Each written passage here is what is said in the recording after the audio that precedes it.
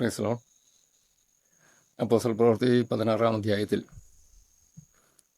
പൗലോസും ശീലാസും ഈ രണ്ട് അപ്പോസ്തലന്മാർ കാരാഗ്രഹത്തിൽ അടയ്ക്കപ്പെട്ട് അവിടെ കിടന്നുകൊണ്ട് അവർ പാടുന്ന ഒരു പാട്ട്, ദൈവത്തെ ആരാധിക്കുന്ന ഒരു ആരാധന നമുക്ക് കാണാൻ കഴിയുന്നുണ്ട്. 16-ാം അധ്യായം പ്രാരംഭ ഭാഗം മുതൽ വായിച്ചു വരുമ്പോൾ കാണാൻ കഴിയുന്ന ഒരു യാഥാർത്ഥ്യം, കർത്താവിൻ്റെ വേല സുവിശേഷം അറിയിക്കാൻ വേണ്ടി ആസിയയിലേക്ക് ചെന്നു. ഇന്ന് ദൈവത്തിൻ്റെ ആത്മാവ് അവരെ വിലക്കിയാൽ ബിഥുന്യയ്ക്ക് പോകാൻ ശ്രമിച്ചു. മുസ്സയിലെത്തുന്നു. അതുവഴി ത്രോവാസിൽ ചെന്നു. അവിടെ വച്ച് അപ്പോസ്തലന്മാർക്ക് ദൈവം ഒരു ദർശനം കൊടുക്കുന്നു, മക്കദോനിക്ക് കടന്നു പോവുക.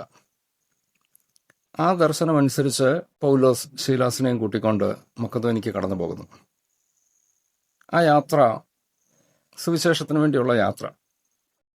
ഈ മക്കദോനിയ അഥവാ ഫിലിപ്പിൻ പട്ടണത്തിലെത്തി. അവിടെ കണ്ട ഒരു വെളിച്ചപ്പാടത്തിയുടെ ഭൂതത്തെ ശാസിച്ചു. അവരെ നയിച്ചുകൊണ്ടിരുന്ന, അവരെ കൊണ്ട് ലാഭമെടുത്തുകൊണ്ടിരുന്ന ചിലർക്ക് ആ ഭൂതം നഷ്ടപ്പെട്ടപ്പോൾ, ഇറങ്ങിപ്പോയപ്പോൾ അവരുടെ ലാഭം നഷ്ടപ്പെട്ടതിൻ്റെ പേരിൽ പൗലോസിനെ ശീലാസിനെ ഉപദ്രവിക്കുന്നു. ചന്തസ്ഥലത്ത് വെച്ച് അടുപ്പിക്കുന്നു. അതിനുശേഷം അവരെ കൊണ്ട് ജയിലിലിടുന്നു. മുന്നോട്ട് വായിച്ചു വരുമ്പോൾ നമ്മൾ കാണാൻ കഴിയുന്നത്, ജയിലിൽ ഈ രണ്ട് തടവുകാർ വേദന കൊണ്ട് അടിയേറ്റ്, ആ മുറിവേറ്റ്, ശാരീരിക മാനസിക ആ പ്രയാസങ്ങളൊക്കെ ഒരുപക്ഷെ അവരനുഭവിച്ചുകൊണ്ട് അവിടെ കിടക്കുമ്പോൾ അർദ്ധരാത്രിയിൽ അവർ ചെയ്തൊരു കാര്യം വളരെ വ്യക്തമായിട്ട് വചനം ഓർപ്പിക്കുന്നു. അർദ്ധരാത്രിക്ക് പൗലോസും ശീലാസും പാടി ദൈവത്തെ സ്തുതിച്ചു. എങ്ങനെ പാടാൻ കഴിഞ്ഞു? എങ്ങനെ സ്തുതിക്കാൻ കഴിഞ്ഞു? ഇവർ ഇപ്പോൾ ചെയ്യാത്ത തെറ്റിന്, ചെയ്ത തെറ്റിത്രയേ ഉള്ളൂ, സുവിശേഷം അറിയിച്ചു, ഒരു ഭൂതത്തെ പുറത്താക്കി.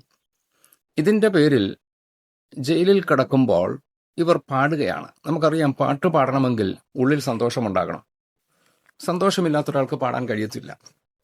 ഇവരോട് ചോദിച്ചാൽ ഇവർക്ക് പറയാൻ കഴിയുന്നൊരു മറുപടി ഇതാണ്: ഈ ജയിലിൽ ഞങ്ങൾക്ക് അടിയേറ്റു, ഇവിടെ ഞങ്ങൾ ആമത്തിൽ ഞങ്ങളുടെ കാല് പൂട്ടിയിട്ടിരിക്കുന്നു, കൈകൾ ചങ്ങലയുണ്ട്, ദേഹത്ത് മുറിവുകളുണ്ട്, ഒത്തിരി ആരോപണങ്ങൾ ഞങ്ങളുടെ നേരെ ആരോപിക്കുന്നുണ്ട്.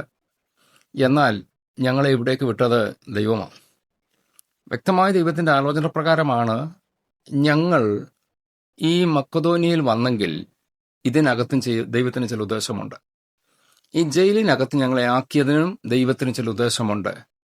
ഇത് തിരിച്ചറിഞ്ഞപ്പോൾ അവർക്ക് അടങ്ങിയിരിക്കാൻ കഴിഞ്ഞില്ല. അവർ പാട്ട് പാടാൻ തുടങ്ങി.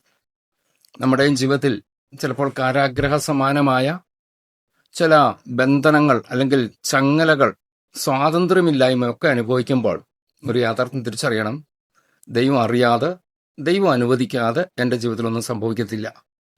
ഈ ബോധ്യം ഉള്ളിലേക്ക് വന്നാൽ ചില ചങ്ങലയ്ക്കകത്താണെങ്കിലും, സ്വാതന്ത്ര്യമില്ലാത്തതിൻ്റെ നടുവിലാണെങ്കിലും എനിക്ക് ദൈവത്തെ പാടി സ്തുതിക്കാൻ കഴിയും. കാരണം എൻ്റെ ദൈവമാണ് എന്നെ ഈ പ്രത്യേക സാഹചര്യത്തിൽ എത്തിച്ചത്.